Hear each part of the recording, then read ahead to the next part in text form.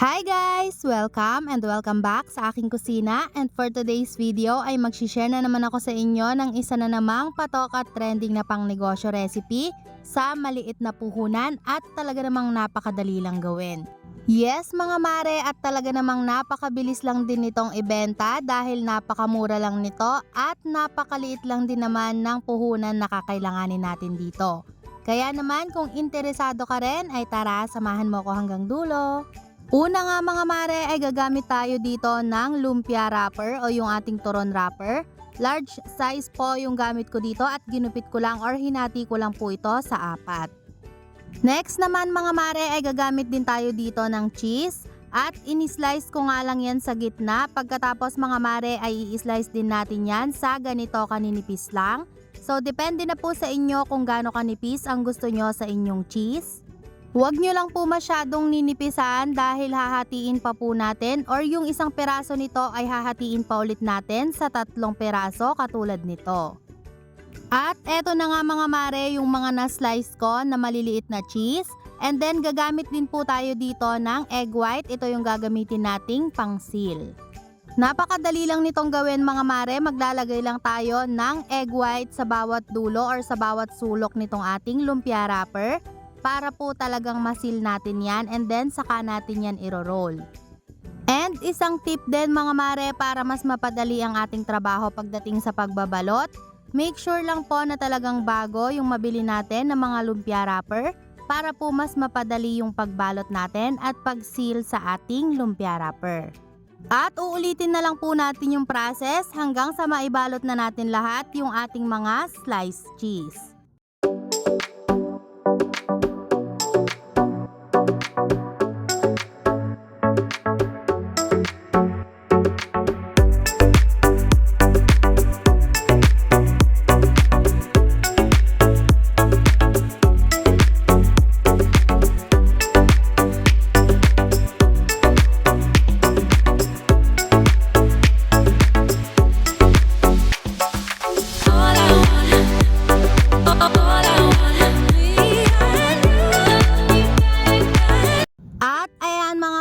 Ito na nga yung mga naibalot ko na mga mini cheese sticks. So ang next naman natin gagawin mga mare ay pwede na tayong magumpisang magprito. At nagpainit na nga po ako dito ng frying pan, and then maglalagay lang tayo ng saktong dami ng mantika. Hindi naman po ito kailangang naka-deep fry. And then kapag mainit na po ay ilagay na natin agad itong ating mga mini cheese sticks. Iwasan din po muna natin na haluin pagkalagay natin sa ating mga mini cheese sticks para po maiwasan natin na mabaklas yung pagkakasealed nito.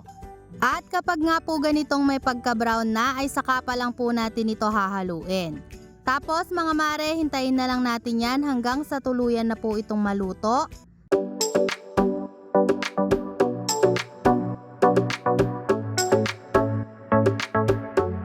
At kapag ganito na yung kulay nito mga mare ay pwede na natin yang hanguin. So ilalagay lang natin yan sa isang strainer o kaya naman ay sa isang lagayan na may paper towel para po matanggal natin yung excess oil. Pagkatapos ay uulitin lang po natin yung process hanggang sa maiprito na natin lahat yung mga naibalot natin na mga mini cheese sticks.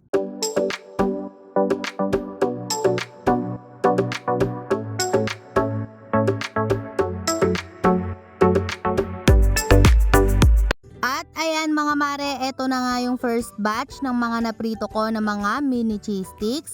Napakaganda po talaga ng pagkakaluto nito. So ganitong kulay lang yung gusto nating ma-achieve. Hindi masyadong luto and hindi rin naman hilaw. At para naman po sa ating sausawan, gumawa lang din ako dito ng ketchup at ng mayonnaise. Pinaghalo ko lang po yan.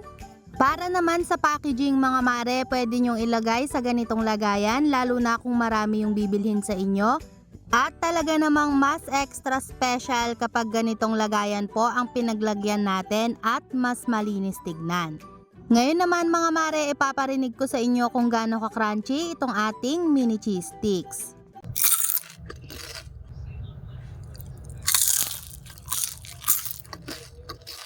Ayan mga mare, at talaga nga namang napaka-crunchy nito. And kung balak nyo naman po itong ibenta ng tingi-tingi o per piraso, pwede nyo po itong ilagay sa isang clear na plastic cups. So hanggang dito na lang mga mare, sana po nagustuhan nyo ang ating pang negosyo recipe for today. And thank you so much guys for watching and see you again sa ating susunod na pang negosyo recipe. God bless!